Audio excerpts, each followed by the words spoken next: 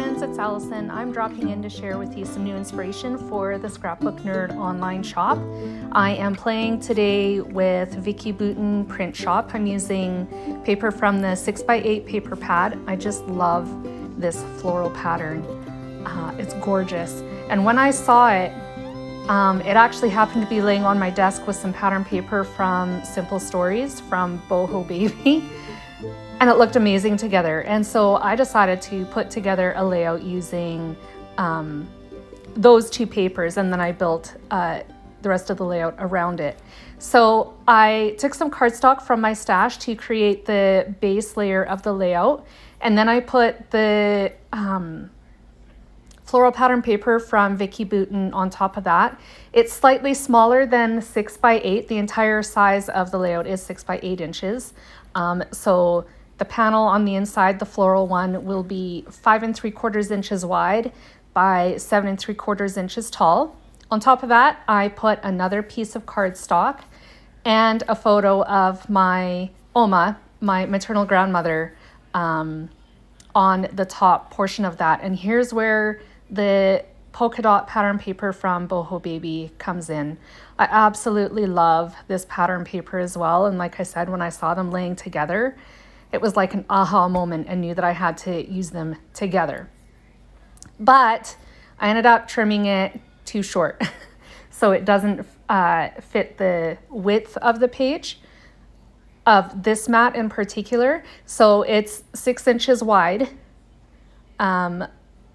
by whatever it is tall. I can't remember anymore. But my photo was printed at 6 by 4 inches and converted to black and white. I actually pulled this picture off of Facebook. It was one of the memories that popped up on my Facebook, and it was something that I wanted to document. Particularly one of the things that I remembered from my childhood of my Oma and being out on the farm. And so that's what this layout is about. One of my most fond memories of growing up and spending time on the farm was hearing the chickadees chirping in the lilacs just outside our house. And one day I was doing stuff around the house here and I could hear the chickadees chirping, and it brought me back to the farm when I was little. That's basically what the journaling is all about. Here's Miss Evie dropping in to say hello. She was hogging the limelight, so I ended up having to move her just a little bit. But she was curious to know what Mom was doing. This layout is a hybrid layout per se.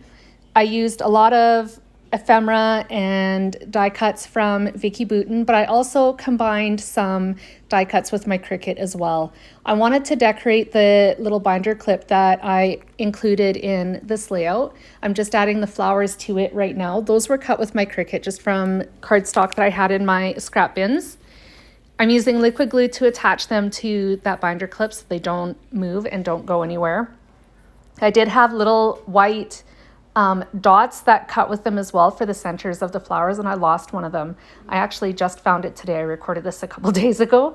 I hadn't lost it, I just hadn't seen it. So I swapped out the cardstock flower centers with white enamel dots that I had in my stash, and that worked just as well to achieve the same effect.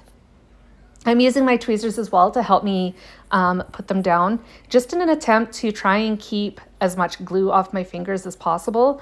I somehow always manage to get really, really sticky when I'm creating, and so my tweezers have become indispensable when I'm crafting. There is some leaves and foliage that goes along with this whole little embellishment cluster that I created with my Cricut, so I'm just taking some time to attach all of those. There's like 3 or 4 of them. I won't show you it all because it's pretty self-explanatory and redundant. Again, using liquid glue to attach everything.